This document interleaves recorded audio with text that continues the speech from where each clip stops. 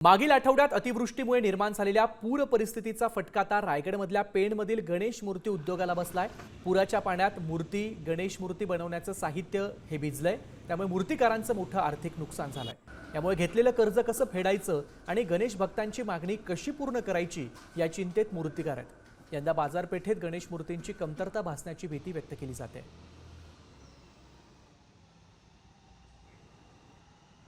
ते आम्ही उचलून पहिले पीओपी काथा वगैरे आणतो, आम्ही शॉर्टेज पडतो। म्हणजे 50% 50% आम्ही त्यांचं पेमेंट करतो।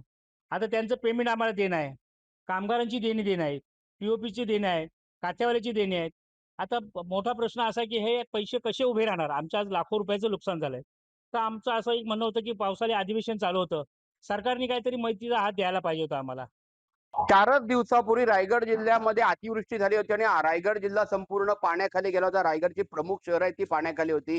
त्यानंतर आता परिस्थिती सुधारली आहे। मात्र तरी देखील आता आपण जर का पाहिलं तर रायगड जिल्ह्यामधलं पेण म्हणजे गणपती गाव असणाऱ्या गणपतीच्या गावामध्ये पेणच्या खाडीपट्ट्यामध्ये मोठ्या प्रमाणात पाण्याने नुकसान केलं आणि हे नुकसान आहे ते इथल्या गणपती कारखानदाराचं आहे आणि हे न भरून निघणारं नुकसान आहे आणि याच्यामुळे इथला जो गणपती कारखानदार आहे तो हवालदिल झालेला आहे। शासनाकडनं अपेक्षा होती, मात्र आता पावसाळी अधिवेशन झाले यामध्ये गणपती कारखानदारांसाठी कोणतीही घोषणा न झाल्यामुळे कुठेतरी एकतर निसर्गावरती आणि पुन्हा शासनावरती गणपती कारखानदार आहेत ते नाराज आपल्याला पाहायला मिळत आहेत। सचिन कदम, साम टीव्ही, रायगड।